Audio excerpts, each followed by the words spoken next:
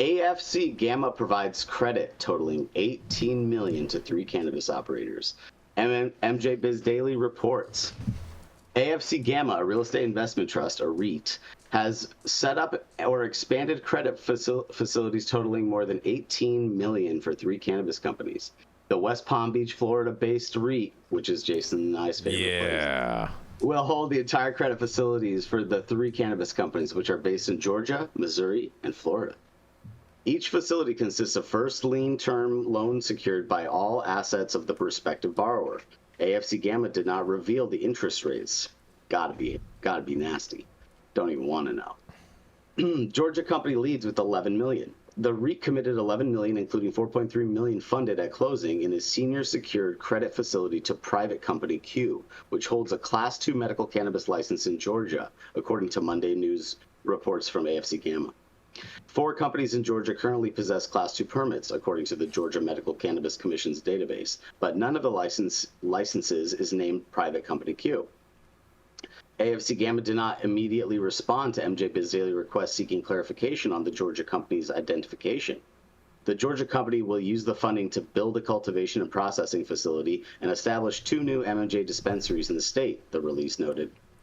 AFC Gamma also committed an additional $5.5 million to B-Leaf Medical, a Missouri-based vertically integrated cannabis company, to expand its existing credit facility. The increase brings B-Leaf's total funding to $26.1 million.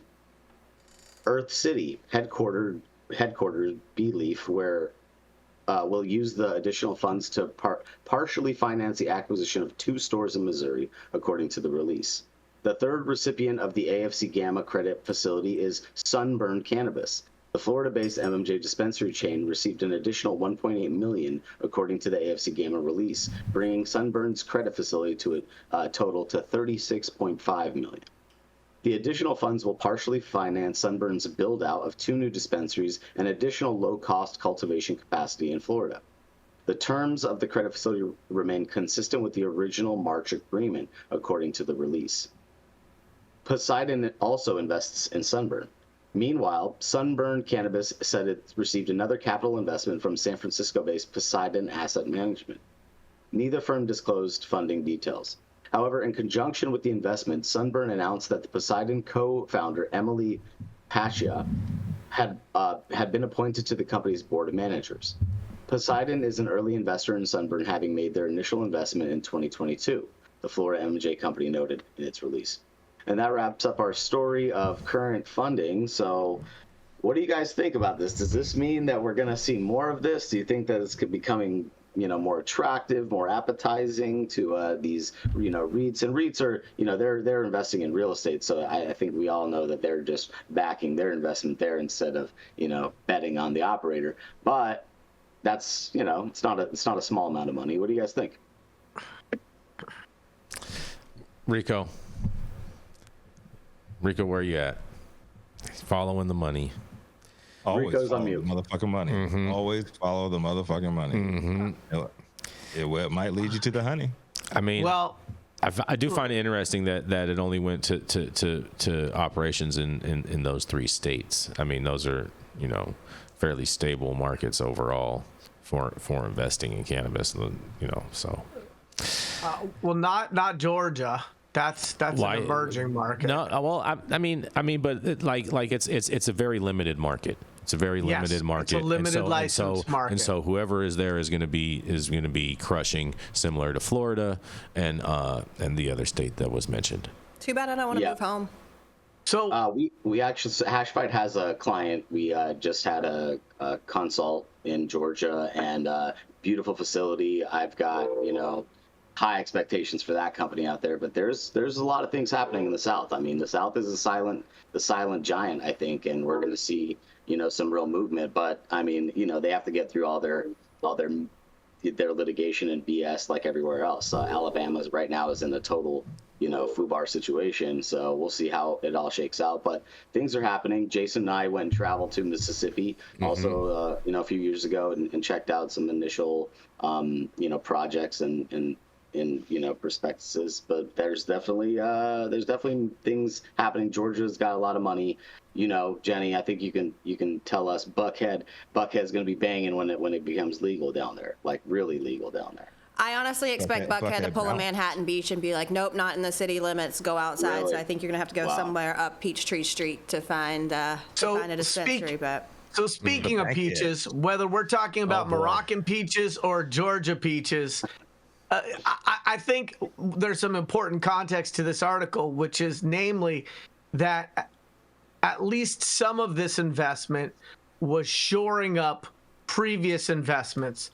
So Poseidon went back and added more money to a company they had already invested in. AFC Gamma went back and added another couple $1 million to a credit facility that they had already put out they'd already put $30 million into these companies. So I think it's good to see money going into cannabis businesses. And I also think it would be potentially accurate to frame this as investment companies shoring up their existing positions, because if they don't shore up their existing positions, they're going to lose the their money ass. they've already put into these is going to not necessarily work out so well for them. Right. So it's also worth noting that with the real estate investment trust, if you're not thinking about cannabis as a real estate sub niche, unless you're in genetics or brand licensing or IP, you fucked up, because the lens to look at this business through is the fact that all of these permits are associated with an address. And so this is a real estate play. It has been for a long time. Cultivators have understood that. Farmers have understood that.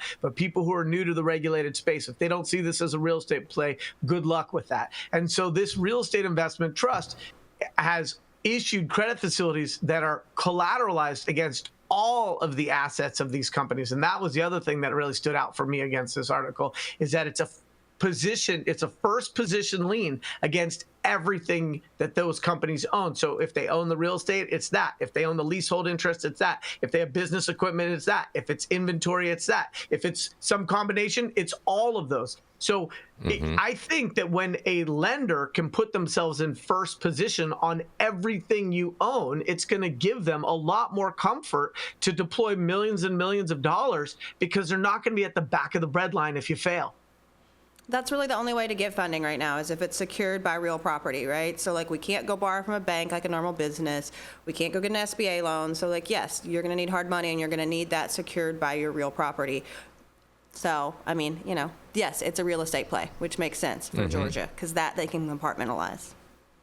And real estate has a base intrinsic value separate from this industry that can't be taken away. And so even if an operator fails, even if a business goes kaput, there is this salvage value to real estate that will make money feel comfortable writing checks. And not to mention the fact that the onus for the TI on all levels, whether it's a power upgrade or a second level that you're trying to add to the building, is all on the operator. The landlord will never make that financial investment, in maybe in 1.01% of cases that happens. So that's the reality. And yeah, you're absolutely right, Yarrow. I'm Donald Trump, and I approve this message.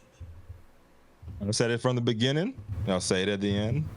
This whole cannabis industry shit is nothing but a real estate play.